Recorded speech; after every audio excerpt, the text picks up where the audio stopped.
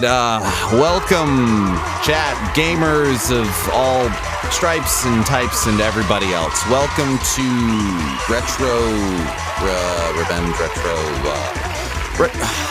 I think it's Retro Party Night, I guess, where we are celebrating anything before the year 2000 because nostalgia sells these days, and I just bought a third Dance Dance Revolution cabinet, and those are very hard to keep in tune. So, let the games begin.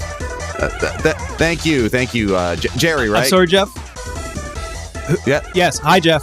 Hi, Gerry. How's it going? Yeah, no, I'm Geoff Moonen. I'm your host. I've got our two contestants here. We've got Gerry, who he must have sold his chair in order to get that suit. But real glad you're here. And we've got Aaron as well. Welcome. How's it going? What? Hi. Are you? Aaron, say hi. Remember? Oh, yeah. So sorry, guys. I just woke up. Greetings. Hi. Yes. Hello. Salamanders. Salamanders, salutations, son of a bitch. Okay. Well, no, it's real great to be doing this trivia show with y'all. And before we get to know our contestants and give them a chance to understand where they are and what's going on, let's load the game a little bit with some loading questions. So a little bit about how the game is played. We have some trivia questions for you about video games, about things around video games. Most of it takes place before the year 2000. If it's after that, it's incidental, and I had nothing to do with it anyway. But there are questions to answer, and there's going to be a follow-up question to each one of them. We're going to give you Steelbook points. They're a lot like Steelbook cases. They look nice, they feel nice on the shelf, but they're ultimately just for you to feel good about it, and maybe someone will want them from you, and maybe you can get something out of it. But I'll let you decide what that means for you, but you got to get the question right first. If you want to buzz in, I don't know, do we have buzzers? Just loud and clear, Jeff. Loud and clear over here. Yes. On the West Coast. Yeah, no, and you're giving yourself a handicap over here. Like you're trying to drop down onto it. Like you don't want. What's up? What's happening? You don't want to stay in front of the microphone? Is this a Canadian thing? I'm sorry. Am I not in? I could get down. Okay, you're in frame. You're in the microphone. How are your knees doing right now? Bad, real bad. I can't do that. Yeah, for very long. You might want to find a simple mechanism to help that. It's probably. Let me just take one of these off, because then that way I'll be able to hear you a little better. That's certainly how do I sound now? You know what? Like patch notes that explain nothing. We fixed some issues, and maybe we'll see if we run a little better. But you know what? That's an adjustment. There you go. There we go. Can you hear me from up there? Can I hear you from up there? And we've got the same problem. We're going with it. Here we go. There.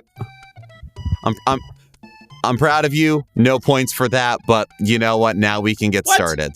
So it's you know what? Now everything's zeroed out. 0 points at the moment for both Gerry and Aaron. But let's start with our first question here. What company held the patent for auxiliary games during loading screens? PlayStation. What's up, Aaron? Aaron, did you buzz in, or are you saying you don't know? I was trying to buzz in. Okay. Is it Namco? That is correct. They are currently known as Bandai Namco, but at the time they were Namco. That is a point for Aaron. Fantastic. And as a Steelbook case question, what year did that patent expire? 2005. I'm sorry, it was 2015, but that's okay. There's nothing lost or gained in that. Again, like all of those copies of Halo 2 that everybody bought day one because they thought that the Steelbook would be worth a lot more. You know what? There's plenty more where that came from, but that is a point for you. Now, on to Thank you, Jeff. I love you, Jeff. Our next, we'll finish up the loading round with another one. We'll specialize. It's my turn now. It's you know what? It's for everybody. It's for everybody. Are you part of everybody? I am everybody. My mom told me I am everybody. You're everybody and you're nobody, and we are part of a great unconscious that is currently probably... Okay, so the next question. Just buzz in, give me an ant sound of something. Whoever I see making the sound first after I finish the question, I'm going to say that's where we're going here. Oh, God. Got it. PS1's Jammer Lammy would display a sequence of buttons while loading stages that you've already completed. When do you input these button presses? And for a bonus... Yes, Jerry? When do you do you have something for the class? I do, yeah. It's on the screen when the words are happening. Actually, you know what? I'm going to let you try to clarify that. What words? The English language. And what is that English language trying to tell us during that moment, Jerry? Help me to help you. So it's songs that are in English on the screen if it's a North American copy. And the then, lyrics are still in English in the Japanese version as well. So it's English all. God, so okay. I skipped paying child support for this. You never know what the fabulous prizes are. You could win a VCR because we've got prizes from the 80s that have come back around to being valuable again. And that's why you got to hoard, people. They got VCRs. Holy shit. Got VCRs. Some of them are even attached to CRTs, which again have come back around to valuable. Treasure. They're not Trinitrons, but you know what I mean. Anyway, so okay. All right. Words on the screen in a rhythm. And I'm now realizing that I'm just describing the game. You are, in fact, describing the game. And you're describing it in a way that is not incorrect, but it is incorrect for the context of this question. Those button presses that are put up in sequence, they sort of, the loading screen's got that kind of chocolate bar motif and the buttons match, and there's little spaces in between them. When should you input that button sequence? Aaron, do you want to get this point? You want to take a stab at it? When they line up, I'm not sure. I haven't played that game before. It's fine. It's quite all right. It is. You know what? I'm gonna swap this around. We're figuring this out. We're loading up. Jerry, do you want to take a guess at what those button presses do? They play instruments. Sort of. It does something that has a name. It activates something. What does it activate? What is Dance Dance Revolution? Please don't answer this in the form of a question. Okay. Can I buy a vowel? Not from me. Okay. There's no chickens on the show, Jerry. I don't. It's vowel. I have never played on Jammer Lammy. That's fine. That's fine. This one's for me. I really like the game, and now I'm just a little sad. But that's fine. I've dealt with that before. When playing Jammer Lammy, much like when you play Parappa the Rapper, the Nana Unsha game that most folks are familiar with, how you do on the game is rated on a scale that is sort of just words. Great, cool, bad, awful, those sorts of things. Cool is what happens when you go a little off the beaten path and are allowed to just do what you want, to freestyle, to riff, to solo. So, to in point noodle, of fact, if you will. To noodle, if you will. That's also a way to put it. For our United Kingdom friends. Yes, there we go. It's that's the thing. A sort of woodshedding, as it were.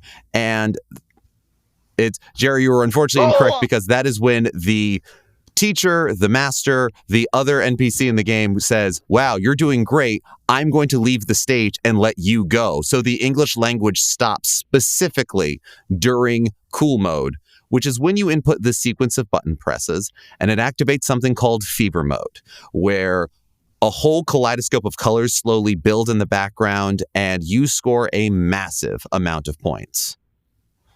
And that is the answer to the question. This game sounds like this game sounds just like that time I did Black Tar Acid. Pretty sweet.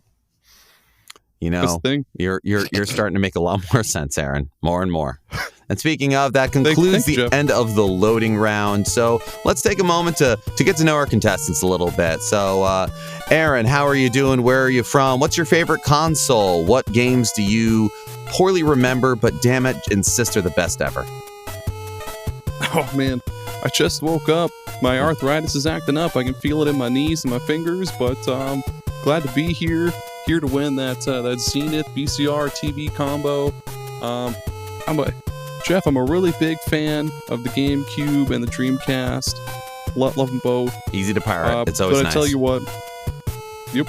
Love RPGs though. Big RPG guy. Fantastic. Well, thank you so much Also, for being here. Don't tell my ex-wife, but I haven't paid my child support yet because I really want to come onto the show. I am not a notary. I am not a lawyer. I am not legally beheld to anything but my contract. So your secret's safe with me. I can't guarantee anything for whomever is watching. Jerry. I'm telling everybody, Jeff. I'm telling everybody. That's what I'm doing. So now we're learning a little bit about Jerry. He's a bit of a squealer here, I see. He must be a lot of fun on voice chat. No. Well, my mom, as I said, she once told me that I am everyone, and as Were everyone, you awake when I she like to told you play- that? I wasn't born yet. I heard her telling me that when I was in the, in the sack or whatever they call it. In the butt? Those are all extremely medical terms to someone. So for video games, I like Secret of Mana. I like Goemon. I don't say it enough. I don't think that I like Goemon, and I like games with cavemen in them, and I like Mario, and I like the PlayStation library, and I like I have a PS5, and I proud of you. I have a dog named Joey. And Is Joey a gamer? Cool. No, he's just a dog, and he. Well, all right then. I think we've got a great lineup going on here, and I think we are all feeling good about our command of games in the English language today. So let's start a round of general questions here. And I think, Aaron, this is going to be a good one for you because it's about the GameCube. The Capcom 5 was the name given to 5 titles developed by Capcom, intended to be GameCube exclusives to show third-party support. While there has been some discussion since the first announcement as to how exclusive each title was meant to be from the outset, one title still remains a GameCube exclusive. Which one is it? Is this just for Aaron? No, it's for both of you. You can absolutely buzz in if you know it. I just figured, I was just pivoting off what he was saying. That's how these back and forth goes. But Jerry, do you want to buzz in? Billy Hatcher. Billy Hatcher and the Giant Egg is a fantastic GameCube game, but it is not one of the Capcom 5. Fuck. Is it? Oh, wait. I can't recall some of the other ones. Is it Beautiful Joe? Beautiful Joe is one of the Capcom 5, but it was released on PlayStation 2. That's what I thought. Dang it. I can't recall any other. No, wait. It was Resident Evil it a Zero? skateboarding game? It was not Resident Evil 0. Was it a skateboarding game? It was not a skateboarding game, no. Skateboarding. Okay. I mean, there were many of those of the time. It was recall. very extreme, those There was. those halcyon days.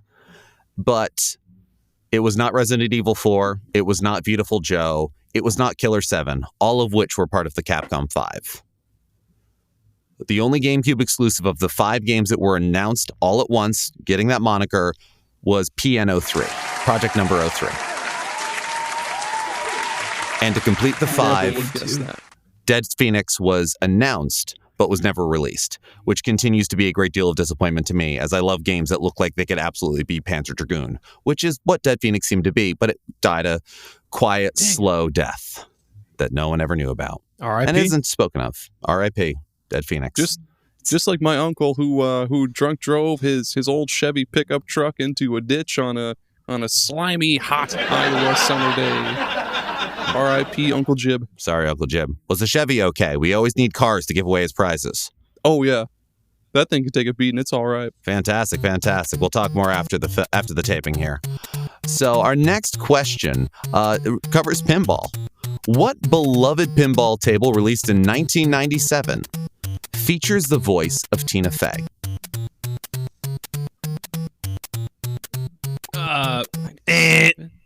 Yes, Jerry? The Addams Family? No, it is not the Addams Family. The Addams Family had voice samples from the actual cast of Addams Family, and some came in to record more. And Tina Fey was not one of the actors in there. This is not. Was it? Okay. I'll help you out because you do seem, both of you seem a little rusty on pinball, and that's not meant as a pun, and I'm mad at myself for having made one. But it is not based on any particular property, although there were many of those at the time. This is the dot matrix era of pinball, but this was not any particular license. It can be got Jurassic on Park.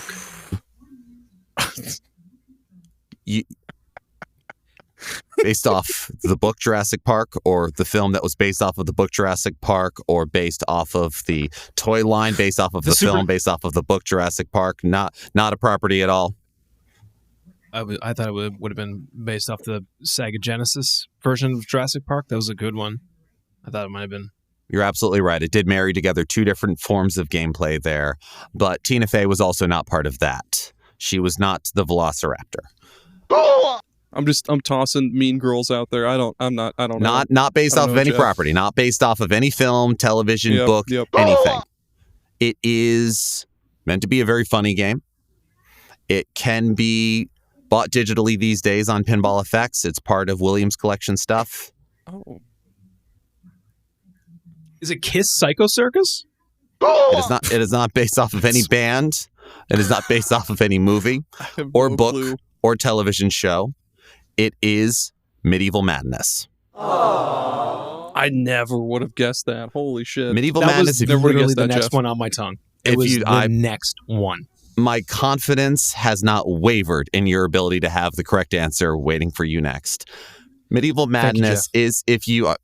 Absolutely, Jerry. I'm here for you. Show me Tina Fey. If you've not seen anything about Medieval Madness, it is an absolutely fantastic table. It is considered one of the more highly sought after, not necessarily because of its rarity, but it's the same sort of rarity as why Pokemon games are still expensive, because the people who have them do not want to give them up. The reason Tina Fey was one of the voices was in fact the voice of the princess who had been kidnapped by the Duke of Pain, the main villain. There was an actual plastic castle on the playfield that you would destroy over and over again to beat all of the Duke's various cronies, including the Earl of Ego, the Duke of Bourbon, and a few other ones that were rather fun that I'm a little off the top. I can't remember off the top of my head. But all of them were voiced by fellow 30 Rock cast member and improv comedian Scott Adsit. And they were both Chicago Second City comedians. And as a lot of pinball games are developed in Chicago, Scott was brought in to help out with some of the writing and some of the pieces there. And he brought in a fellow comedian to play the princess. And they just both happened to do very well after the fact.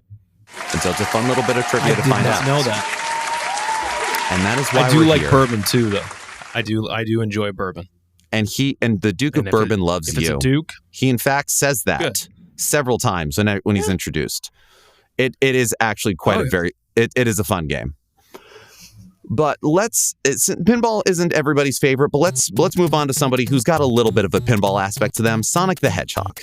While plenty of Sonic the Hedgehog titles have what's called auto running, where the camera follows Sonic and he moves as fast as possible, and you are not in charge of his forward momentum at all. You're just sort of weaving him back and forth, side to side, or anything else. There is only one title that has what most people think of as auto-scrolling, where the player is still in charge of Sonic's forward momentum, but the level moves at its pace. Completely anathema to the idea of moving as fast as possible. There is a single stage in a single Sonic game that does this. What Sonic game is that? It's the bonus Jerry. stage in Sonic 2.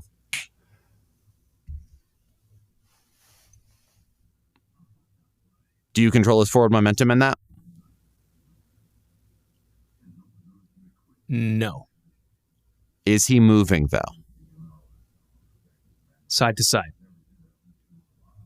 Okay. The bonus stage in Sonic 3. Like in the cylinder? The Sonic 2 is in the cylinder.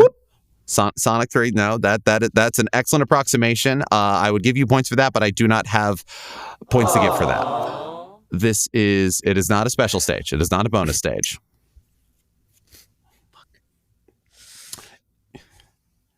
It is. Let me help you out. It's a simpler game than that. Than Sonic 2 or Sonic 3. Is Sonic Spinball? It is not Sonic Spinball. It is a mainline, side-scrolling Sonic title. Is it from the first Sonic game? Sonic 1? Sorry, Sonic the Hedgehog 1. On which system? Master System. The first Sonic the Hedgehog on Master System? That's your answer? Yeah. Because that's the correct answer. Yes, that is Sonic the Hedgehog 1 on the 8-bit version on both Master System and Game Gear has a single stage that auto-scrolls. For a Steelbook point. Yes. What is the level?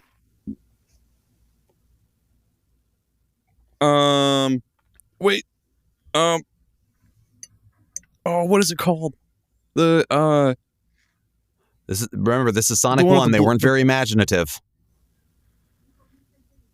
I'm trying to think of what the heck this second level, like marble something or second stage of Marble Zone. Marble Zone, yeah, is it Marble Zone? It is not Marble Zone. It is Bridge Act 2.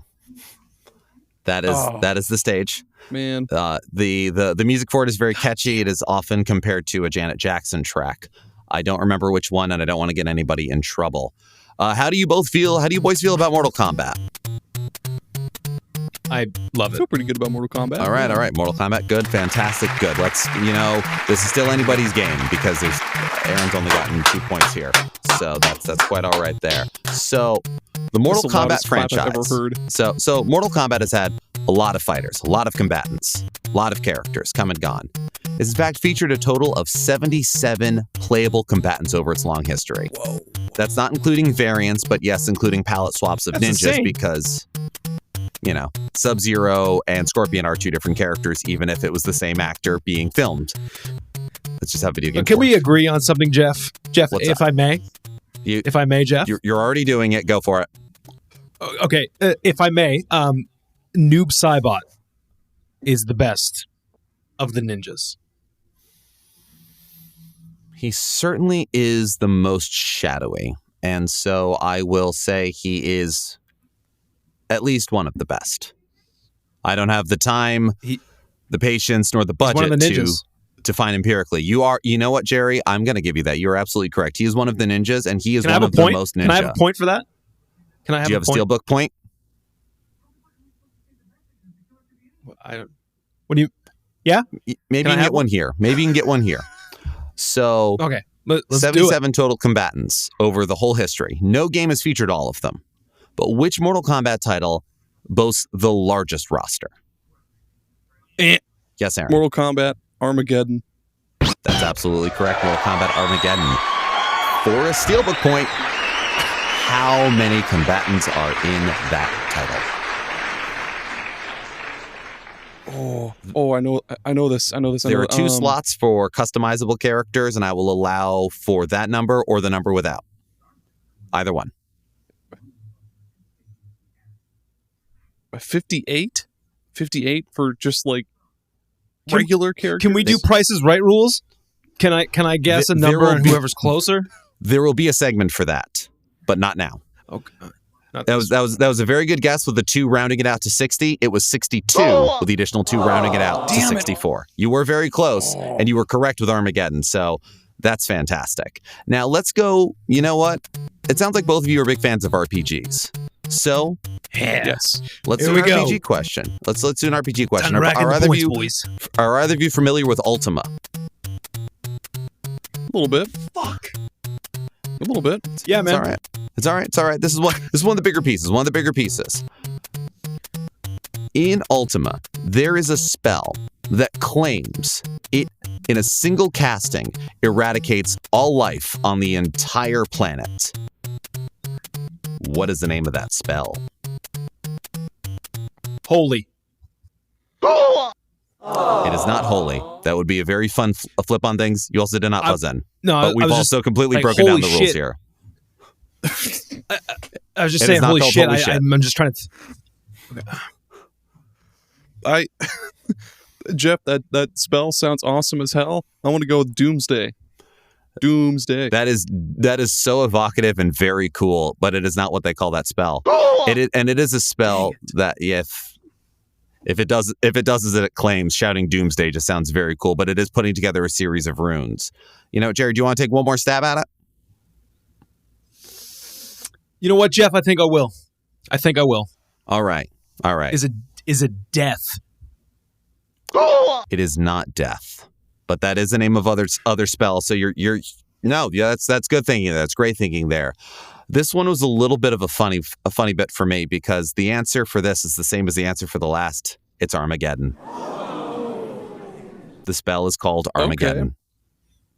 Okay. I see what you did there. Dang, we got close. You got close. I mean, I guess those are all words for like apocalypse. And death. You use Doomsday, you use death, and like depending upon how the spells are, absolutely. Armageddon, when cast, does in fact do what it says and eradicates everyone except gods and other characters that are otherwise unkillable, such as Lord British. So you do get a chance to, in some titles, walk through an entirely desolate, dead world because it's not just human life; it is all life. And you get to talk to those NPCs and they get to have a very, for lack of a better term, realistic reaction to what you've done. And in fact, in one of the Ultimate titles, casting Armageddon was crucial to completing your quest. But only because you'd set up a little wall around it so you only took out who was in that little shell. But I won't say which one for... Sorry, there's a little bit of lag on my end. Is it Armageddon?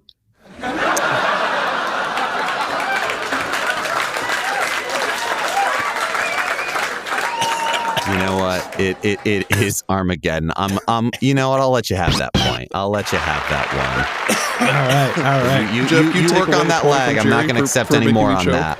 We're gonna change gears a little bit. We're gonna change gears to a new category. This is more about music in games and musicians and compositions. Uniracers. Uniracers is a fantastic title. No, he means Need for Speed. He means Need for Speed, dude. It's got Little John and the East Side Boys. That is peak music. Whoops, sorry. Well, and while the three of us look like absolutely any very sad college coffee house jam band on the Pacific Northwest, let's dive in to this next category. Quantic Dream, the developers of narrative titles like Detroit Become Human. Well, they've made a few titles. They've been at this for a little while. Their first title, published by Eidos, featured a character mocapped from their composer. And the composer was also a well-known musician outside of video games. I'm going to... This is going to be one where... 2 questions. I'll give you a point for either one. If you get both, you get the Steelbook. What is the game? Who's the composer? Yes, Jerry. The game is Indigo Prophecy. Hey. We need to go a little earlier than that. It's a little earlier than that. That's all. No, this is fine. This is fine. Is the composer, is it Little John and the East Side Boys? No, it's not. This was released in the Dreamcast era. It was Dreamcast and Windows. If that helps you with context. Indigo Prophecy was on Dreamcast? No, it wasn't. All right, man. Okay. Just give it to Jerry. No.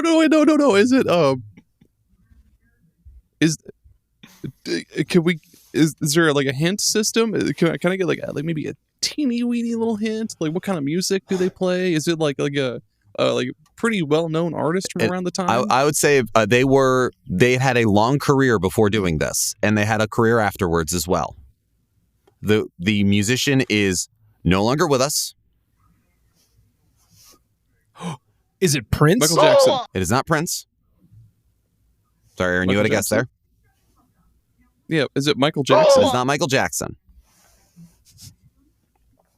They've been in other properties before and have been very notable in the ones they're in.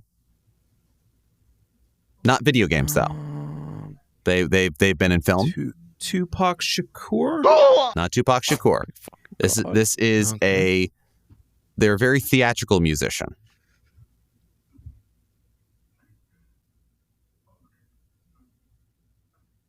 Is it Williams? Who the fuck is that?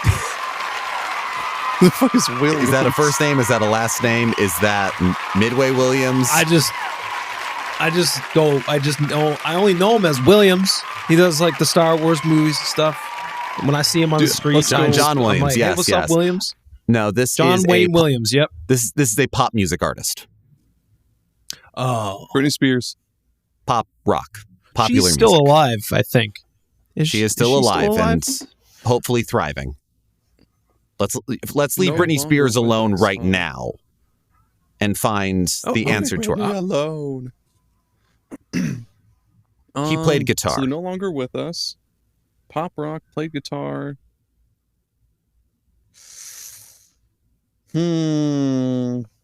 Is it Prince? It is not Prince.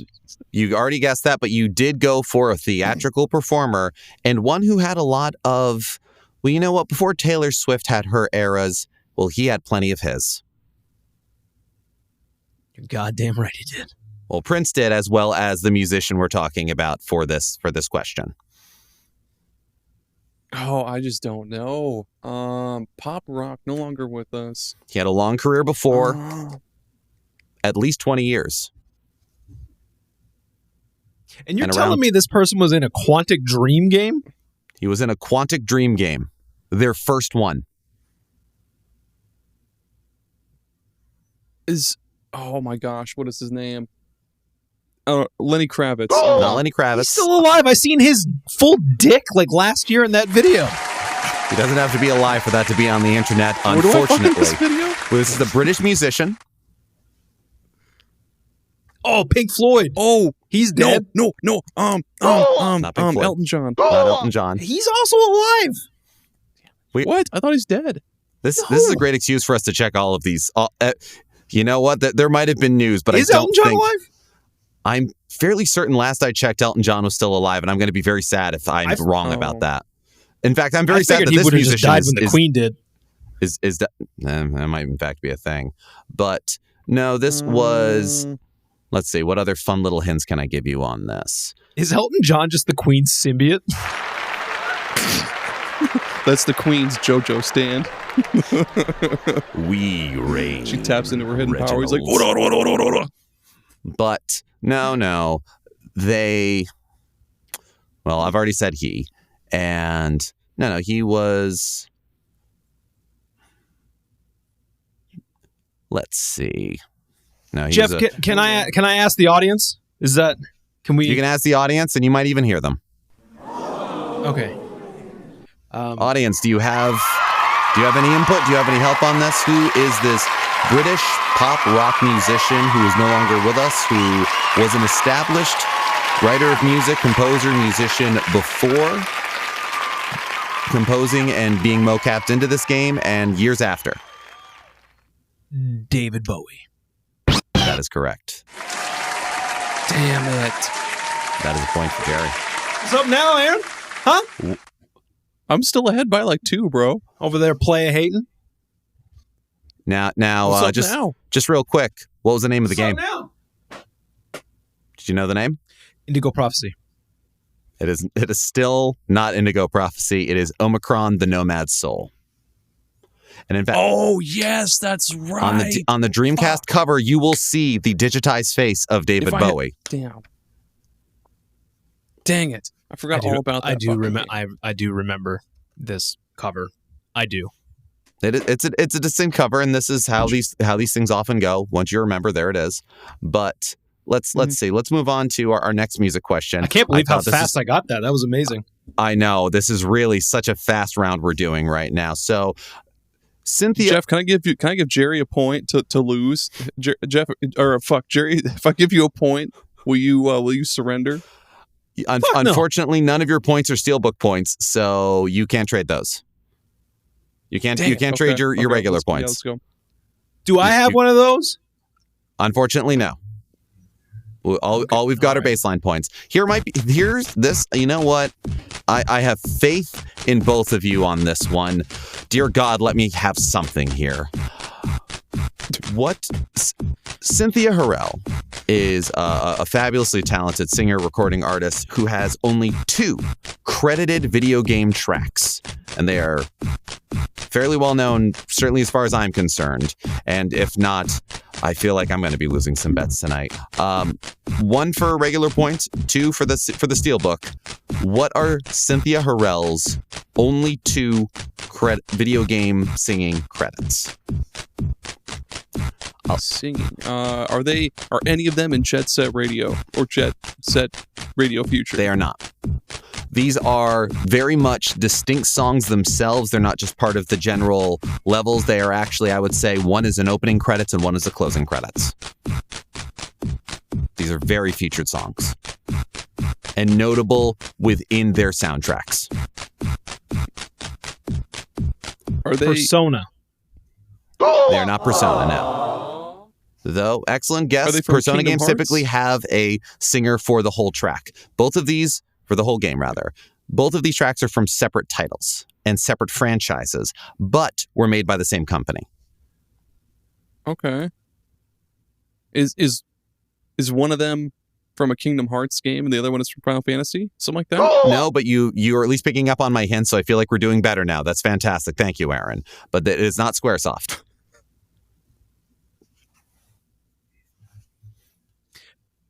I don't know the answer, but I'm going to take a wild guess. Okay, I don't know how that's different than anything else you've done, but hit me with it. Yeah, Gutterball. Is it from a Sonic game? No, they are not from Sonic games, though those do also feature a great deal of notable vocal tracks. So you know what? Not as wild a swing as you thought. Not as wild a swing as you thought. Yeah. All right. Well, I'll make it a little easier for you both. They are Konami games. Are they from like Metal? I'm going to go with Metal Gear and Castlevania. What are the titles of the songs? I want the titles. Snake Eater. That's one of them. What's the other one? And we'll let Gerry get this. Get the steelbook. What's the other one? Okay. Against my better judgment, you've restored my faith. Let's go. Symphony of the Night. I will give you the steelbook under duress. I will happily give it to you if you can even halfway get the title of the song. Not the game. You already got the title of the game.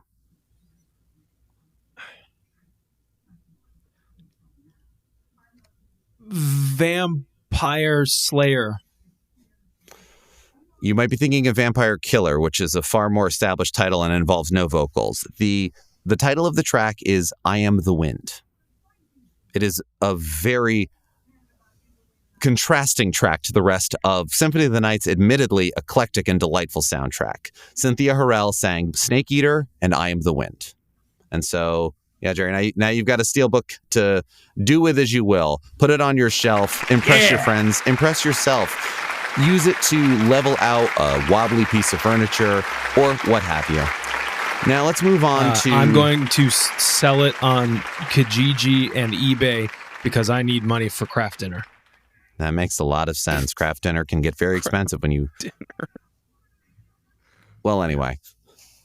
Well, you do that, and maybe by the end of this... You're doing very well, Gerry. You're doing great. If you list that now, maybe by the end of this trivia show, you might have a sale. But, don't sell your steelbooks before they've dropped. I have no idea. You know what? It may. Okay. I'm not here to give opinions. I'm here to ask trivia. I might even get the fancy craft dinner. You know what? You might. Do you add ketchup or hot sauce or any sort of spices to it? Does it come in that way or hot dogs? Hot dogs. There you go. I don't know if just because I'm wearing a suit, I don't know if it makes it look like I'm made of money, but I don't add those ingredients to my craft dinner. Like that's for the Richmond. That was my mistake. That's true. No one's buying a used Cybertruck. That's just silly. You know, some. You know what, Aaron? You know what, man? What, man? What? Would you like to buy a Cybertruck sometime? How many miles are on it? At least 50,000. I just had that thing jacked up in the garage, and I just put a fucking rock on the pedal and just rack those kilometers up because it just shows that it has longevity. You know what? This is not the time and the place. I'll sell you guys as many Cybertrucks as you want later after the show, after I beat Aaron's ass. I look forward to buying exactly as many Cybertrucks as I want to buy. Our next question concerns Mega Man. Harumi Fujita was the first composer for Mega Man 3 before needing to drop from the project due to maternity leave. Besides the credit roll, she composed 2 other songs during her time on the project. They were both Robot Master themes, so they were their level themes, and they're the 8 Robot Masters from Mega Man 3. This is like the last few questions. 2 points to get the bonus. I just want one of them. What are the 2 Robot Master themes she composed for Mega Man 3? Snake Man. Snake Man. No. Okay, Snake Man again. That's still wrong. Aaron. She's got to do back and forth on this one if he gets it right. Scorpion, you said? Skullman. Skullman, not Skullman. That's Mega Man 4. Jerry. Shadow Man. That's Mega Man 3. I'm proud of you, but no. Aaron. Oh God, Torchman. Not Torchman. Pharaoh Man. Pharaoh Man is now you're on Mega Man 4. You're moving further away from the correct answer. Think of what Sigma. Sigma is a completely different series. So you want to think about what music from these stages was different than the usual driving rock ideas of the previous Mega Man titles. One had even a bit of a salsa feel to it, despite not being a fiery stage. Salsa Man. Macho Man. Neither. Macho Man, Randy Savage. Neither. Jerry. Toad Man. No. It's Toad Man. You both are very well versed in Mega Man 4 without realizing that it's not the game I'm asking you about. Do either of you... Macho Man was in Mega Man 4? Gemini Man. Gemini Man. Gemini Man is absolutely a correct answer. Do you want to... I'll give you one more guess for the extra point. Okay, Jeff. I am ready. I am ready for the next guess. All right. You get one more guess. Who's the other Robot Master that Harumi Fujita composed? Napalm Man. Needle Man. I'm looking for Needle Man.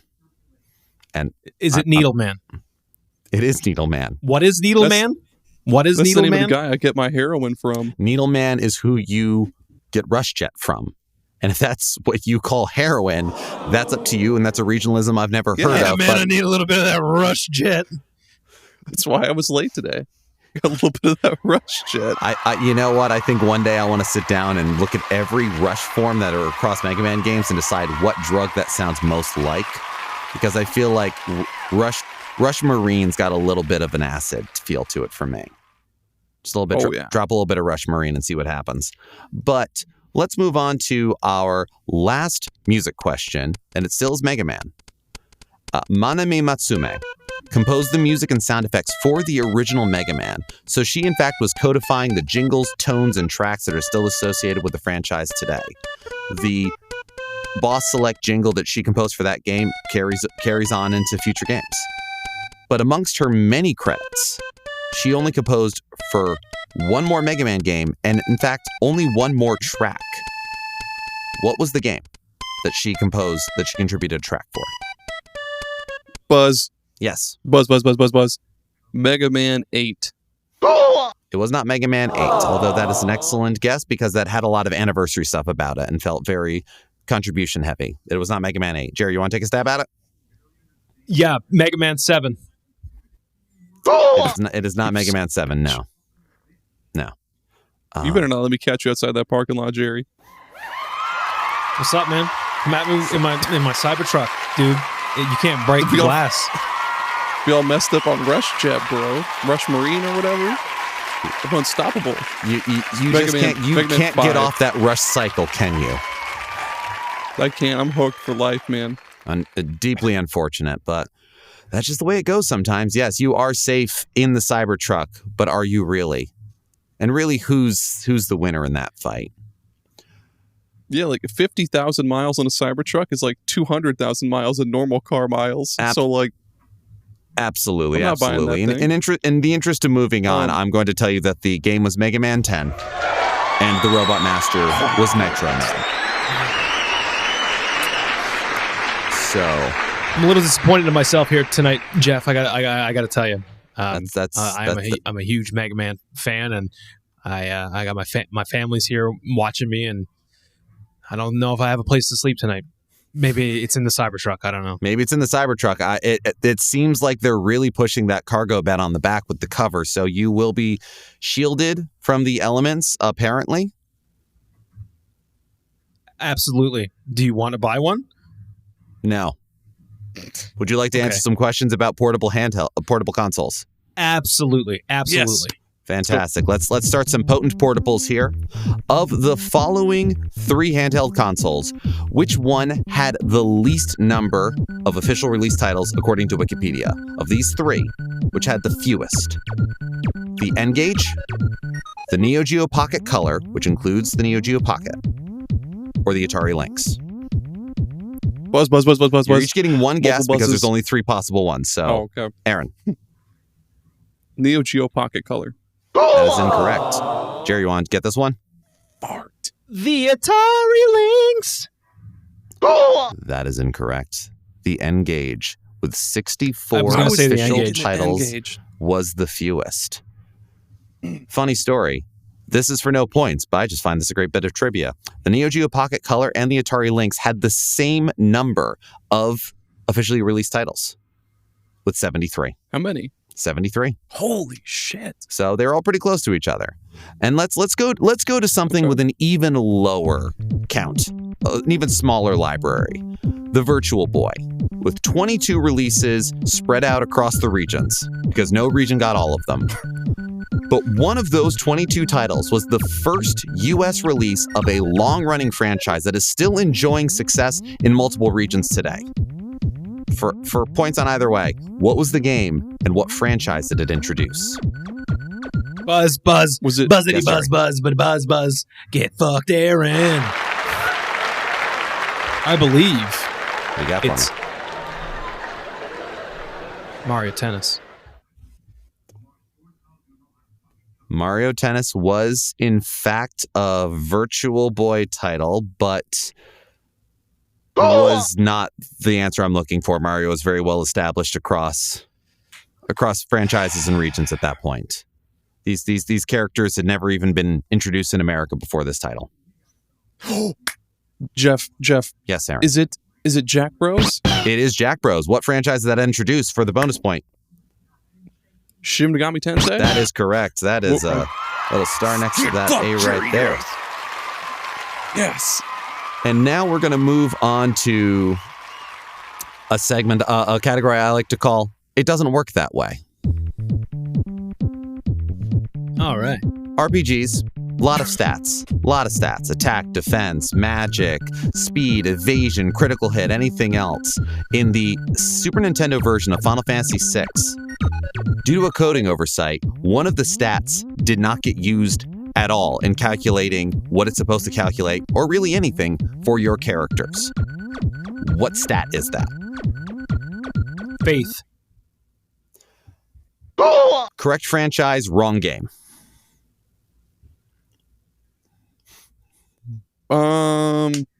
Agility / speed. Whatever the word would be for speed for that game. For speed? Okay, thank you for clarifying on that. It does not affect your speed. It is not that one.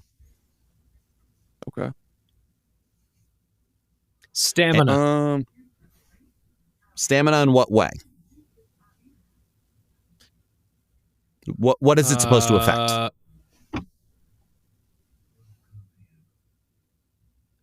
It affects your health? I think it does, and I think it works correctly. It definitely works correctly. Whatever it is, stamina works correctly. This is not what I'm looking for. To help you out a little bit, there is a related stat to it that actually covers for this stat. So, in fact, boosting that stat is the one that works is a very good idea. Stamina. Is it? It's not stamina, and it's not your agility or speed. Strength. No, it is not strength. I was trying to think of what would be the opposite of that, and it's probably magic, but no, it's not strength. Is The opposite of that is Aaron's little arms. we're definitely gonna hash this out. We are. Hey, man, what's up? We are on a Zoom call. We are across all sorts of things. If you're able to catch hands from wherever he is, honestly, that's the most impressive part. Motherfucking gadget stretchy arm thing You're doing across great. his face. I'll send a Grubhub his way to knock his ass out. Be sure to tip. Deliver groceries, I'll deliver a beating. Jeff, is it luck? It is not luck. You're honestly getting kind of close with your guesses. Is it the stat that affects the ATB gauge for individual characters? No, that would be more of an agility speed thing. It has nothing to do with the ATB. Okay. This does have to do with something involving damage calculation. I'm not giving you. To give you more would reveal too much, I think. Magic. No, it is not magic. So we've established it's not strength, it's not magic, it's not stamina, it is not agility/speed, it is not luck. What's the best way to mitigate damage? Oh, defense. Defense. Even better than Magic that. defense? It's not defense. It is not. It's not magic defense? What's Defense another way? attorney. What's another way to... what's what I'm looking for? It's not mitigation. Oh no! I can't believe that neither of us know armor. this. That's quite all right. You know what? I'm looking at this as just the weirdest learning opportunity for everybody. Is kind of where this is landing. The best defense, in my opinion, is don't get hit at all. But your physical evasion stat means absolutely nothing in the Super NES version. But your magic evasion covers for both. So if you're ever to raise that up to like the 255 or whatever it is, and they make it easy because they expected it to be split up, you can make a nigh unhittable character. And as a bonus, that means that the darkness status effect does nothing. It has one downside for Strago in learning lores. Otherwise, as far as evasion or anything like that, darkness doesn't do any of it because it affects physical evasion. And that means that this is the one game I can think of where the goggles, they do nothing. Because the goggles prevent darkness. Dang it. Well, that's cool. That's a fun one. That's on the original like SNES version? Original SNES version. It was corrected in later versions, and I'm almost certain in the Pixel remaster it works the way it's supposed to. But this was of the time.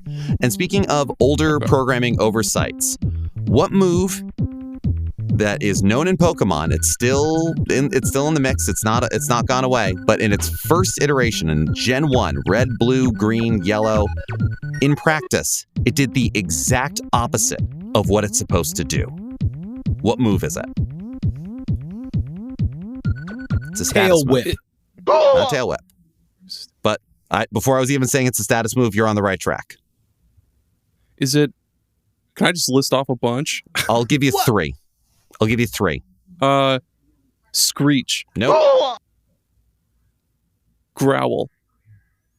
I'm not going to tell you yes or no. List one more. Leer. None of those. Damn. Jerry, you want to take a stab at a few of them? Move, Disable. It's not disable. Disable successfully disables moves, yes. It does work a little differently in future generations, but that's just balance. This game, the message says it's doing what it's doing in whatever way that limited characters in those old Pokemon games did. But in numbers, in practice, it did the exact opposite. Is it poison powder or like sleep powder or No, none of the ones that Stun cause spore? status effects. Those do successfully cause status effects. We're narrowing it down, just though. the ones that like decrease?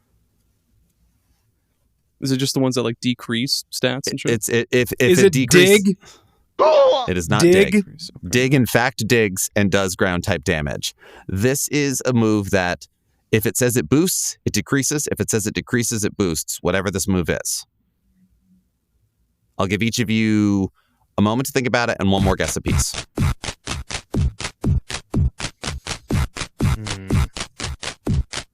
You know what? I'll even help you out here. The message that it gives you is that the Pokemon that used it is getting pumped. Oh my god. Focus energy? Focus energy. It is supposed to quadruple Oh, fuck yes. your critical hit chance, and it in fact decreases it to 25%. So Dang, okay. anytime you're fighting Bruno in the Elite Four and his fighting type Pokemon are using focus energy, he's wasted a turn and has made himself even more useless. In future games, they changed how much it multiplied or how much it boosted, but focus energy actually did boost crit chance after that. But that was one of the many programming quirks of the first generation Pokemon. We're gonna head back to Final Fantasy for another question or two. In the original Final Fantasy on the NES, there is a critical hit stat for every weapon, but that stat does not determine the critical hit chance. This one I'm just going to take a stab or two because this is a weird one. But I just love sharing this fact with people. What actually in the programming, what determines the critical hit rate of the weapon? It's something in the programming. It's pulled from somewhere else entirely. But it makes some sense. Numbers, yes. But what numbers? Numbers, okay. Yes, very good. I'll help you out here.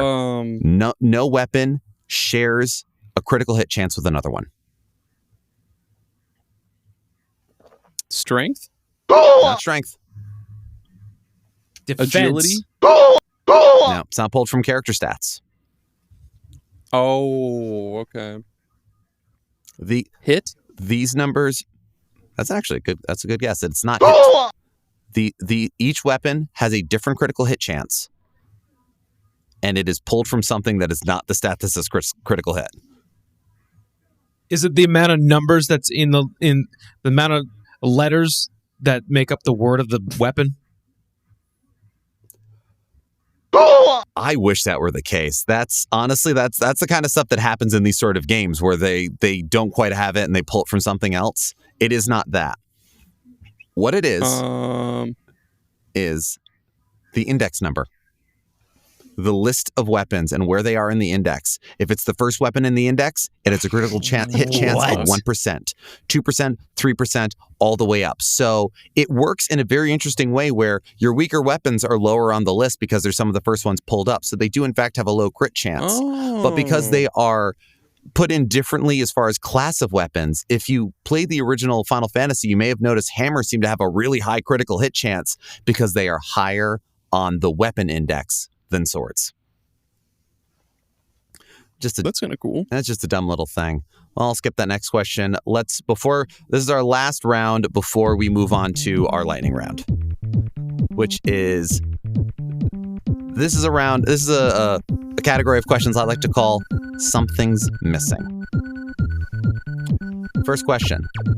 Sega, during the 1990s, used planets as code names for their console projects. One of them even stuck as the final name with the Sega Saturn. While several of these projects did not reach completion, planets were still used for the project names. You know, the Neptune was a combination Genesis 32X unit. But one planet was not used, was never assigned as the name of a project. Because there's only 9 planets and I just gave you one of them.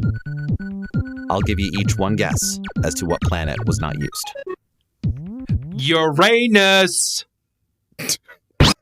That's exactly correct.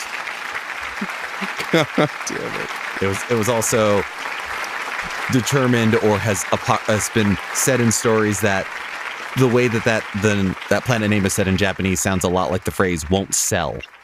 Maybe that's true, maybe that's not. I don't speak Japanese, and I believe what I read on the internet sometimes. But let's move on to the next question. Very nicely done, It's a beautiful combination, Jeff, of nut selling and anuses. This is, I believe. You know what? I believe that would sell a lot worse than a Cybertruck. A lot worse. I was gonna make that joke too. Dang it! It's all right. We're working together. You guys are taking here. a lot of shot at Cybertrucks, but it's clear you haven't driven one. Why don't you come on down and try one out? Because I live in New York City and I value my life. Next question. What long-awaited feature did the Smash TV arcade cabinet receive with its version 8.0 revision? Dual analog. It was not dual analog, no.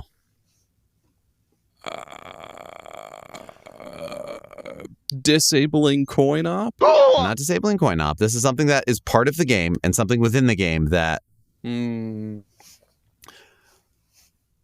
This is... You got rid of blood? It did not get rid of blood, and the amount of gore remained throughout. Excellent question. Excellent guess.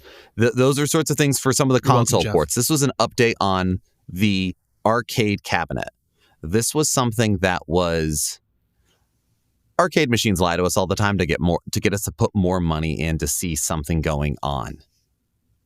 Mortal Kombat would taunt us with Reptile, and there was a way to unlock that Reptile fight. It was difficult. It was arduous. It was arbitrary, in fact, but you could do it. Smash TV was missing something that people were looking for specifically in Smash TV that wasn't there until public Final outcry. boss. It wasn't a final boss. Fuck. But it definitely was something that was picked and not left out because no one's going to get that far. No one's going to find it.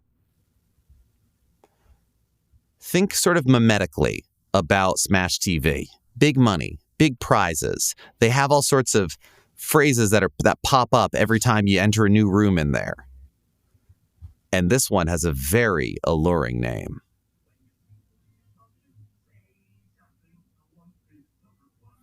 And it, man, when you find it, it is full of flashing lights, glaring color, and a very particular kind of pickup. Cybertruck. It is not.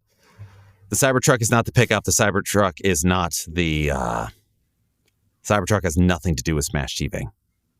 Oh, you meant pick up, like an item? Yes, an item to pick up. There's okay, cash and fabulous prizes. Our fabulous home game. Is it Extra Life? Extra Life. It was not Extra Life. Extra Life were not the pickup in this edition. That had been missing. A machete. Not a machete. It's not the pickup itself. It's what it was called. It's what the area was called. It's an area. Bonus level. It's something akin to, but Smash TV didn't really have a bonus level. And there were certainly rooms in Smash TV where you'd go in and there was a lot of things to pick up and a lot of points to get. And then you would have to fight something at the very end of it. But this was definitely more in that style. But this is distinct and you needed enough keys to get there. And they told you that you didn't have enough keys in every previous version of the game. And people played as hard as they could and even messed with the game to try to figure out what's enough keys to get here. But it was never in the game until this revision. And now when you play Smash TV nowadays, you can get there. I, in fact, got there yesterday playing in the arcades. The final level? Not the final level. This has its own special name. You're on the right track. It's towards the end of the game. It's one of those sort of things. Are either of you deeply not that familiar with Smash TV? No, not really. I've never played the game a day in my life, Jeff. I recommend it. It's a very fun way to drop some quarters into a game at the arcade. And it is definitely trying to get your money because it keeps promising you're almost to the Pleasure Dome. Oh. And they added the Pleasure Dome with the version 8 revision, where all of the pickups are just little pixelated bikini girls. And it is garish light, it is flashing, it is an eyesore. But by God, I reached the Pleasure Dome, and it was worth it. Alexa, it was worth it. Buy Pleasure Dome. And unfortunately, Cybertruck, drive me to Pleasure Dome. Won't you take me to Pleasure Dome? All right. Well, let's move away from Smash TV, but let's move to a familiar franchise and a fun fighting game, I'm told. Teenage Mutant Ninja Turtles Tournament Fighters, released in 1993 on the NES, SNES, and Sega Genesis. All of them very different versions from each other, and each version featured a different turtle on the cover. I'll give you each one guess. Which brother doesn't get a cover? Because there's only 3. Donatello. Oh, god damn it. You should have spread your points out, because Donatello is on the Super NES version. Leonardo is on the NES cover, and Raphael is on the Sega Genesis, matching the red stripe on the side, leaving Michelangelo out in the cold. And why the fuck would they do that? He's the coolest one. He was too busy partying and wasn't there for the photo Aaron, shoot. you know what, dude? We've had a lot of differences on this show tonight, but one thing we can come together on, I think, is that Michelangelo got slighted, and that's not cool, man. It's not cool. That's not cool. I think we gotta take this fight to take it to the streets. Take it to Konami. Yeah, Konami. Yeah, the streets. They need to release. I'm gonna get really. The Game Boy version that I'm not even sure was ever in development, but would be the most sensible thing at the time, and put Michelangelo on the cover. Come on. Yeah, this is ridiculous. I'm gonna go out in my yard after this, and I'm gonna scream at my neighbor. This is absolutely insane. One of the most successful ways to get change in this world, I'm certain. I'm going to get really sad about this later. I'm going to eat a whole tub of ice cream and do some Aqua Jet or whatever the fuck, and then pass out. Rush Jet. That's... which one would be a bomb? You know what? I'm with you. I think we can share the depression. I'm probably just going to go into my Cybertruck and masturbate furiously and just call it a night.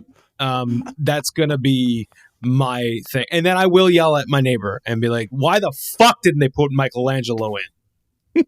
You bust out of your Cybertruck butt naked. Why did they put Mikey? Whatever. Bust a nut in your busted truck. Bust a drum of everyone nearby. Oh, God.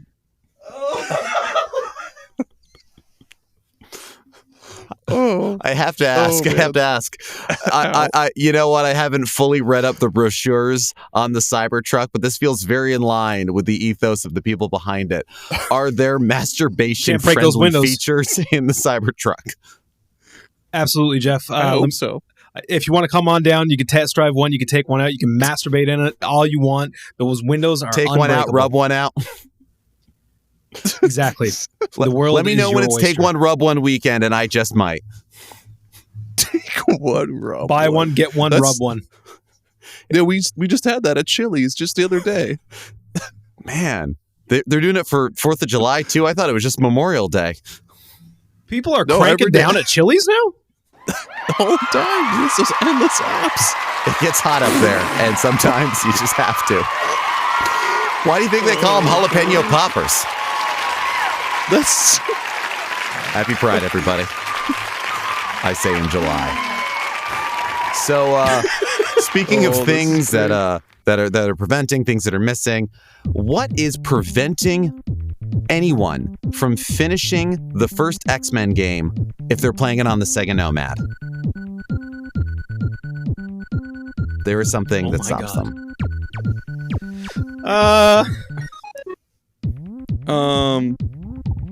Juggernaut. I don't know. It is not the Juggernaut, no. Juggernaut. Is it Deadpool? It is not Deadpool. It is not any character. It is, in fact, I would say a quirk of hardware. Oh, no saves. Good guess, but no.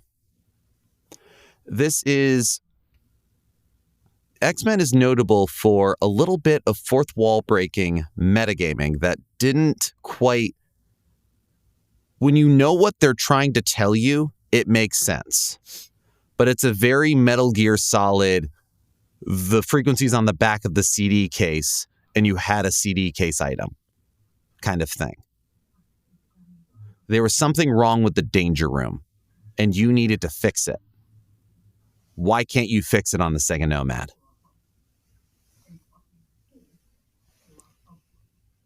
Is it because Nintendo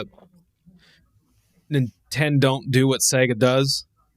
I mean, that is absolutely true, but that has nothing to do with the plight of mutants. Did it have to do with some of the buttons that are on the actual Sega Genesis that aren't on the Nomad? That is correct. That is the reset button, possibly? Exactly, the reset button. You needed to reset the computer, and it told you to do so. You needed to tap, not hold down, tap the reset button on your Sega Genesis, and it would move you to the final level. But there is no reset button on the Sega Nomad. There are, in fact, hardware mods that you can buy online now to put a reset button on your Sega Nomad so you can get through this one challenge in this one game. Because that is what the internet and gaming is about. Now, that's beautiful. We're gonna wrap this segment up with 2 questions about Doom. And remember, this segment, this next one is the last one of the something's missing. Doom may run on everything, but how much of Doom will it run? Textures, soundtrack, and slowdown. Let's throw that all out of the equation. We can argue about what's important in a Doom title forever. It's one of the joys of it. What's the best port? What's the worst port? Things are there or not there. Which official home console port of Doom has the fewest of the original 27 levels from PC Doom's first 3 episodes? Buzz! Yes. Buzzing it in. What is it? 32X. That is exactly correct, Jerry. I'll give you a steelbook if you can tell me. I'll give you a margin of error of 1. How many levels does it have? 32. Of the original 27 levels, it has 32 levels.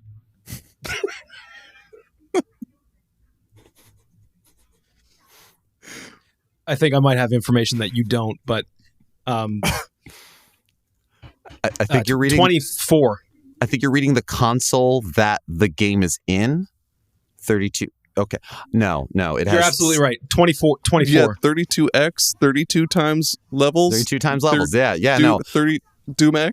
Obviously, and if you've 64. got a 32X, that says something about a lot of things. And it has 17 levels. It is numbers missing on the system, the entire third episode. There's numbers on the system. Geoff, I want to guess 10. 17. 10 I just told you the answer. It's 17 levels. Oh. We were too Sorry, lost in the bits. No, it's okay. It's okay. We're finding our groove. We're finding our groove. Now let's just as a bit of fun, because there was some fun talk about Doom on a recent Retro Rehab, I believe, and several console ports were developed for Doom in the early 90s, built on the runaway success of the PC version. Many of them were built on the Next Step platform, which, in fact, a lot of the programming was done by John Carmack himself. The first of these ports, it was coded by John Carmack himself, but which console was this port for? Super Nintendo. Not Super Nintendo. Atari Jaguar. Bingo. Hell yeah. It was the Jaguar. And in fact, that Jaguar port was the basis for most of the other console releases. But one of them, even the Game Boy Advance release was built off of the Jaguar port. Yeah. But one of the systems was built on its own engine entirely. Let's let this be its own question. Which console? On its own. I'll let you take one guess on that one. Virtual Boy did not have a official Doom release. No.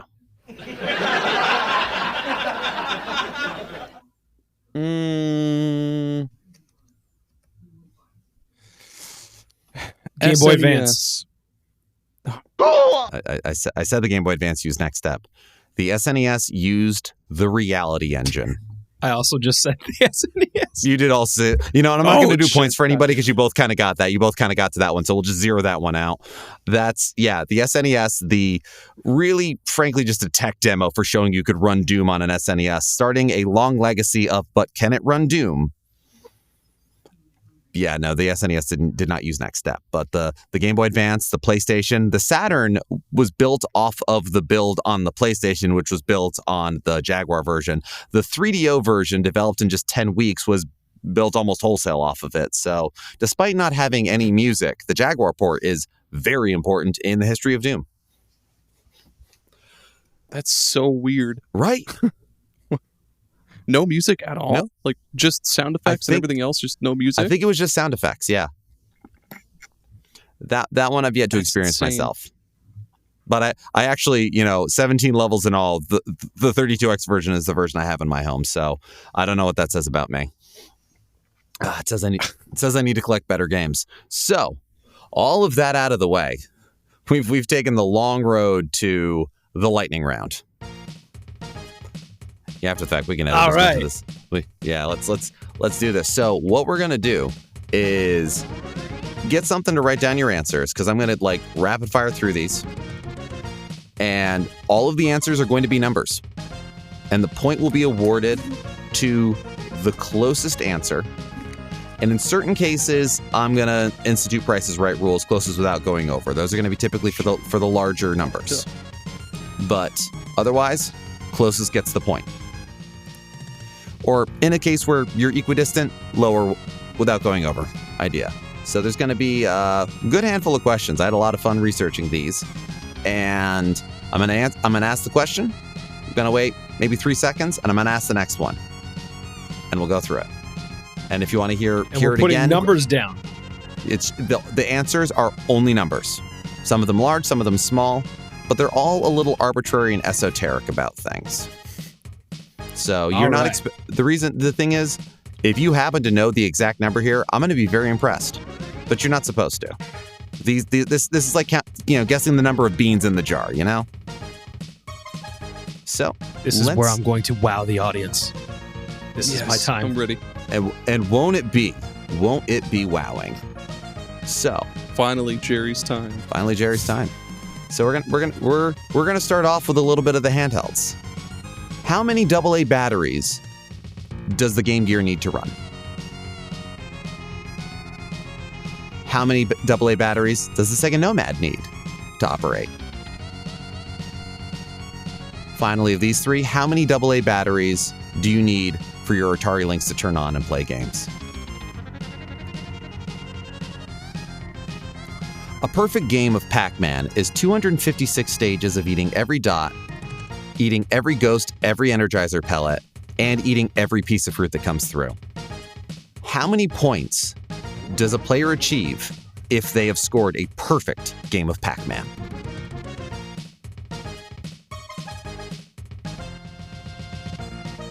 Following up on that, Pac-Man only has the one maze. How many dots are in that maze? I will accept just the small dots or with the Energizers.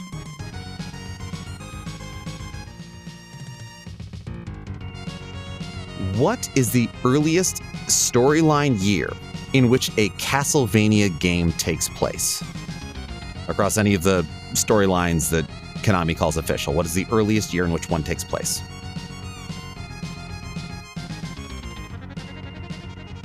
Here's a little Triforce of questions, all about the original Legend of Zelda, and all about the overworld. How many rupees can you gain by burning bushes, bombing rocks, and otherwise uncovering all the secrets in the overworld? By the same token, how many rupees will you end up paying in door repair costs engaging in that same wanton behavior in every space of the overworld?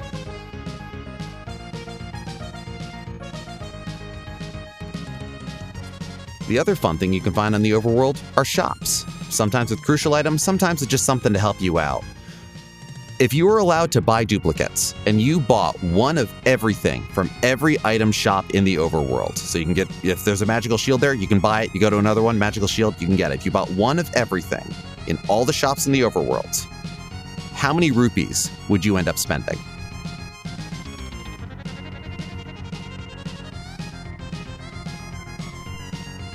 Last 3 questions. How many demo discs did official PlayStation Magazine release? That's both PS1 and PS2. PS3 never had demo discs.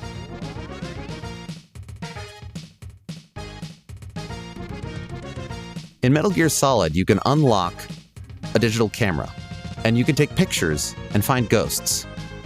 How many secret ghosts are there in the original Metal Gear Solid?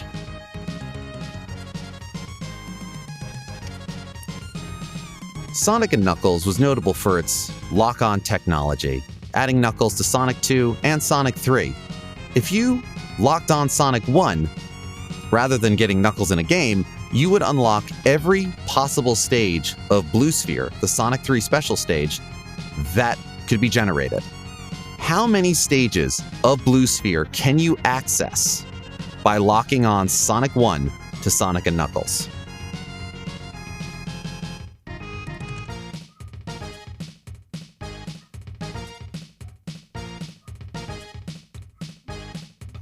All right, I'm going to give each of you, if you want one question repeated, or do you feel confident in your answers? Very confident, Jeff. Fantastic, I'm Gerry. here to win. I know you are. I know you are. Aaron? I'm good. Fantastic. I'm good. Let's do this thing. Then let's check our answers. So, how many AA batteries does the Sega Game Gear need? Gerry? 6. Aaron? 4. Answer is 6. How many AA batteries does the Sega Nomad need? Gerry? 8. Aaron? 6. It is in fact 6. That's one for Aaron. How many AA? Okay, cool. How many AA batteries does the Atari Lynx need? Gerry? 4. Aaron? 3. The answer is, again, 6. So that's one for Gerry, because 4 is closer than 3. Holy shit. All 3 of them. I'm not going to 666. 666. I'm not going to quibble about how many hours of gameplay you get out of those 18 AA batteries, but it's not going to be a full day. Now, how many points can you score in a perfect game of Pac-Man? It wouldn't be a full shit. It would not. Depending on the day, depending upon the night you had before, depending upon how many Cybertrucks you end up selling or how you do on your child support. You need that. You need that support of being able to play an entire game of Sonic Triple Trouble. I need this. By God. But notwithstanding, let's get through this so we can all do our best here. How many points can you score in a perfect game of Pac-Man, Gerry? 75,000. 75,000. All right. Aaron. 999,000. 999,000. Well, all right. Gerry said 75,000. Aaron said 999,000. The actual answer is 3,333,360, which means Aaron gets the point. What? Yes. 3,333,360. So that is, 6. yeah, it's a lot. Well, how many dots are there in Pac-Man's maze, Gerry? 100. 100. Aaron? 130. 130. Actual answer is 244. 240 small, 4 power pellets. One for Aaron. Aaron, what is the earliest storyline year in which a Castlevania title takes place? 1710. 1710. Gerry? 1890? 1890, 1710? 1094, the end of the 11th century. For Castlevania Lament of Innocence, Leon Belmont swearing to hunt the night. That's when my dad was born. I mean, it's what time some people I know were born as well. But I don't know about years. 1890. 1890. They're fucking lassoing track like, yeah! Yahoo! That's around when Castle... Cowboy. Well, I mean, that's around when Bram Stoker's Dracula was set, which is why we can go, yeah, there's an actual fucking cowboy in Bram Stoker's Dracula. Fuck yeah. Personally, I'm That's a very big awesome. fan of Dracula Daily, so I love getting to know these things. All right, so let's do our rupee questions. How many rupees can you get from all of the secret moblins? It's a secret to everybody. Jerry, what'd you put down? 50. Aaron? 550. I feel like I should give you a bonus point because that's precisely correct. 550 Holy rupees. Hell yeah. There are, I believe, 17 locations throughout the game. The second quest is a different amount. This is all first quest questions. And yeah, there's 300s, and then the other ones add up to 350 in increments of 30 and 10. How many rupees will you pay in door repair Aaron? costs? That's very impressive. I'm very impressed on that one. Jerry, how much will you pay in door repair costs? 12. 12. Okay. Aaron? 400. 400. Neither of you are close, but Jerry's closer because it's 180. There are 9 crotchety old men who want 20 rupees from you because you blew up their door. That's 180 Fuck, rupees. I knew I should have picked 13. $1, $2, you asshole. That genuinely is that's throwing hands words. All right, so if you bought one of everything from the item shop, Aaron, how many rupees would you be spending? 6,000 rupees, Jeff. 6,000 rupees. All right. Jerry, how many would you be spending? Gonna go with a nice smooth 1,200 rupees, Jeff. The actual amount is 2,770, so that is another one for Jerry, both without going over and closer. Nicely done, Jerry. How many demo discs did Official PlayStation Magazine release, Aaron? 43, Jeff. 43, very good. I think I have issue 43. Jerry? 148. This one I might have to do a little math on. You said 148, and you said 43? Yep.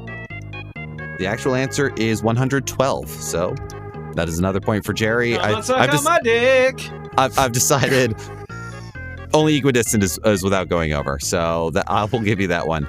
Damn it. Jerry, how many secret ghosts can you find with the camera in Metal Gear Solid? 25. 25. Aaron, your answer. 23.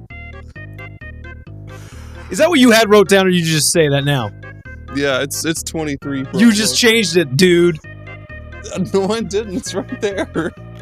Phones up, so we You're can right. see this shit. I mean, yeah, we phones should up. have done like I I really should have done like take a screenshot and like send it to me, like text it to me. That's the next time we do this. If we ever do another one of these, show me. Let me see what that next one is. After that, so we got 43, 23, It might not. 23, and 9 is your That's last too answer. Close. Am I having a fucking Yeah, stroke? 9 is my last one.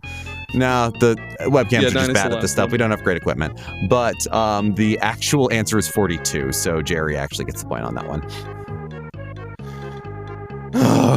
Hell yeah, dude! I'm eating that good craft dinner tonight. There you go. It's good craft dinner. So, all right. I think Aaron said 9 for the last answer to this question of how many stages of Blue Sphere can you Yep. access? Yep. Jerry, how many stages of Blue Sphere can you access? 9. Did you also write 9?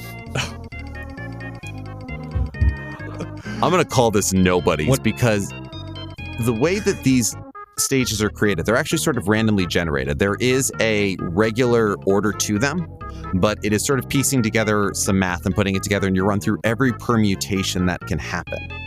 And so the amount of distinct level layouts that you will end up running through if you play all of them is 128 billion. No, million, sorry, 128 million, 16,000. But you will actually end up playing 134,217,728 levels, or 2 to the 27th power numbers of stages of Blue Sphere. But remember, if you get every sphere in every ring and get a perfect, you skip 10 levels. So that might cut down your playtime just a little bit. That's how much I owe in child support, Geoff. Sounds about That's why right. I need this win. Aaron, sounds about right. So I'm gonna look at points for a second here with my very slow mouse for a moment. Let's see. Jerry's got 1, 2, 3, 4, 5, 6, 7, 8. We've got 9, 10, 11. Currently, going into our final round, Jerry has 11 points, and Aaron has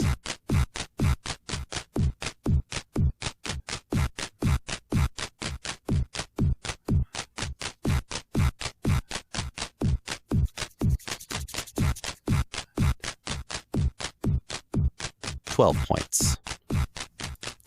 So, we seem to be in a really prime place to do a nice final round for all the marbles. I'm going to give you a 1-minute timer, and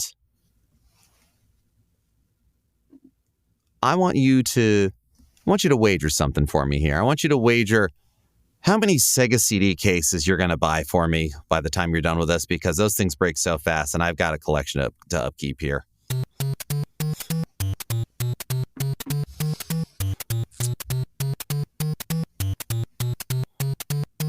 Remember, you got 11 points, you got 12 points. Got some steelbooks in there.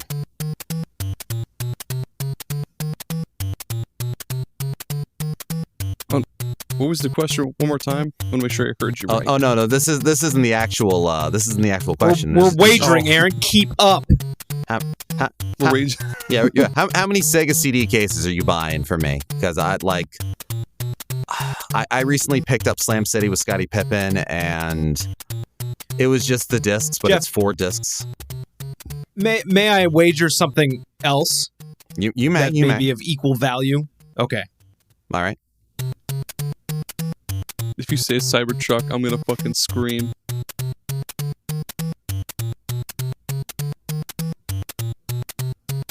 What have you got? Okay, Geoff. Yeah. I will wager Yeah. a new to you Cybertruck with only 2 stains on the front seat. 2 stains. Are they in the same seat? You bet they are. Driver or passenger side? Oh, the driver. I mean, my wife prefers to drive, so that really isn't going to affect me very much. However, I do live in New York City, and I am actually in the process of selling my car because I don't want to drive it anymore. That's about as useful to me as a game com. Geoff, I would like to wager this Golden Girls arcade stick. Now we're talking. That is a wonderful thing to wager. Thank you for being a friend. Thank you for being a friend. Down to front and low punch again.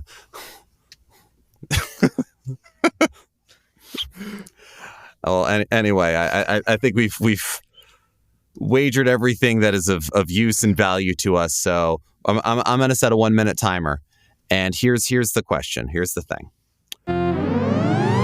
The PlayStation, with CD technology, everyone got excited about everything they could store on it. They stored so many things on it. Some games were more than 1 disc.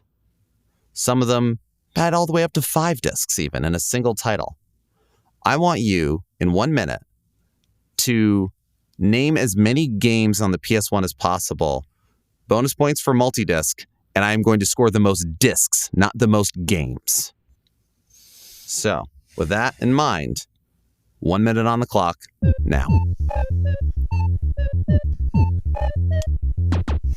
I was going to say something like you have until I finish singing the Pokemon theme song or something along those lines, but I figure, you know, like the second verse of the Pokemon theme song. No one ever talks about that. Everyone knows they want to be the very best, but no one talks about every challenge along the way. Because I will battle every day to claim my rightful place. And you got 30 seconds. And you know, it's really not the same to sing it a cappella, but it really is one of my favorite theme songs. And it's only contrasted by how much I loathe the original Poké Rap. Like, it was catchy, but not really. It named all the Pokemon, but was it really a rap? Greater minds and funnier minds have dealt with that than me, so I'll just simply say, time's up. All right. So, does this have a chat function? What do we? It sure does, Geoff. Fantastic. I'm trying to think of the best way to be like, or take a picture and send it to Discord. Send it to the Discord chat that we've got right now. You got it, Geoff. Anything for you, Geoff. I both appreciate and I'm very trepidatious about your enthusiasm. And I need this money, Geoff. I know. All right. Me too, Jerry. Me too. Some might say even more than you. Some might say that. Some might say it, but like they're wrong and stuff because they don't know me and my stuff. All right, so we're gonna take a moment here. Legend of Lego. It's Legaia. It's pronounced Legaia. I'm not even sure. Breath of Fire 3. All right, for the PlayStation. There we go. How many discs was that? I had a list of how many of. Here's I have a deeply incomplete list of games that have the most. Oh, come on. Really gonna. I think part of that is because these are all the domestic releases. Well, let's go. We've got... Geoff, I am sweating profusely waiting for the answer, Geoff. I know. I need this money more than I need a hole in the head. Or in the arm. Or leg. Well, that's where the drugs go. Well, Aaron, I'll calculate yours first then. So, Final Fantasy 7, 8, and 9, both of you put that down, which is a total of 11 discs already. The Legend of Chrono Cross is another 2, so that's 13. No one can stop Mr. Domino, that's true, but he's only got 1 disc, so that's 14. The, let's see, Lunar, we have Silver Star Story Complete is another 2, so that is, wow, I'm getting my own thing, so it's 11, 13, 14, 15, 16, 3 for 2, so 17, 18, 19. Xenogears is 2 discs, so 20, 21. And The Legend of Dragoon is, I believe, 2 discs as well. No, it's 4 discs. So that's, I just saw this 2 pop up. So that gets you to 27, I believe. All right, fantastic. So now we've got, so it's 27 for Aaron. I'm going to make a mark there because I'm doing a poorer job of remembering numbers than I realized. So what we've got here, we've got Final Fantasy 7, 8, 9. That's going to be 11 discs right there. Chrono Cross, it's another 2 discs. That's 13. Legend of Dragoon is 4 discs as established. So yeah, 11, 13, 17. Legend of Mana, I believe, was only 1 disc? 1 disc, Geoff. Hey, good game. Every disc counts, Geoff. Every disc counts, absolutely. Yeah, Legend of Mana is 1 disc, so yeah. 11, 13, 17, 18 there, so we're on 18. Legend of Legaia. 2-discer. That is, in fact, a 2-discer, yes. So that is 20. Police Knots. I can't remember if that's 1 or 2. Police. I'm not. I might be fucked here, Geoff. You might be. Or, I mean, I'm just agreeing with you. So that's another 2 discs. How many are we up to now?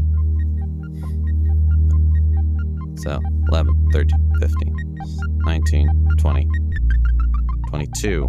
So I got 22, and then our Breath of Fire 3 and Breath of Fire 4 on 22 right now. Fire 3 is... Show me that picture there. No, that is not what you're showing me, Internet. Stop that. Breath of Fire 3 is 3 discs, it seems. So it's 25. And And so 25. Breath of Fire 4 is going to be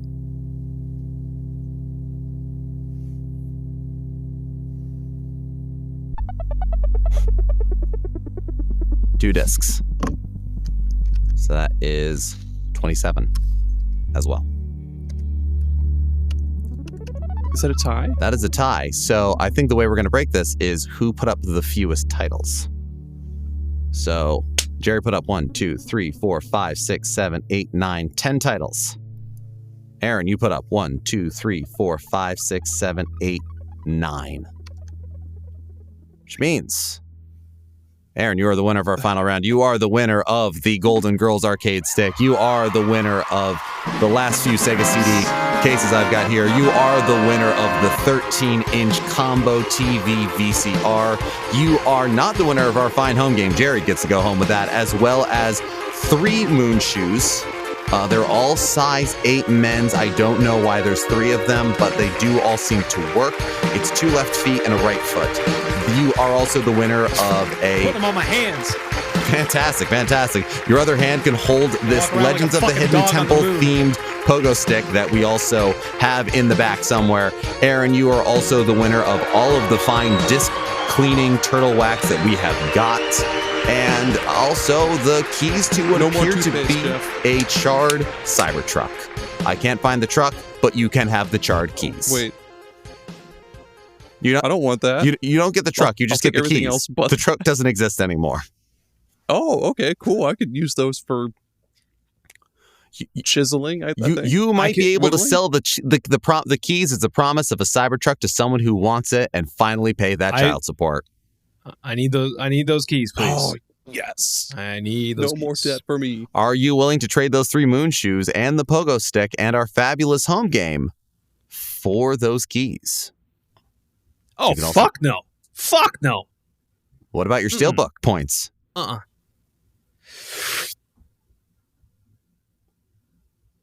No. I as of today, I am gonna give up as a Cybertruck salesman. I feel like I've lived the dream long enough, and today it comes crumbling down. Well, frankly, I think we've all grown a little bit, some more than others, and we have many fine steelbooks to display on our shelves, amongst other trophies of triumphs, tribulations. I'm going to put them right there. First thing on the wall. I love it. There. Fantastic. That's not a wall. Is it? You think it's a wall? It's not a wall. Is it a sideways ceiling? He's recording on the ceiling.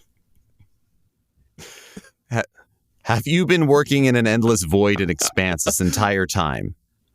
Or do you live in a kill screen?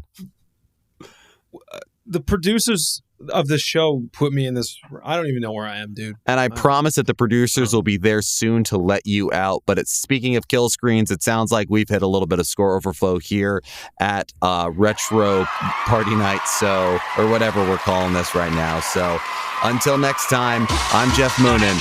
Insert point to continue. Good night, everybody.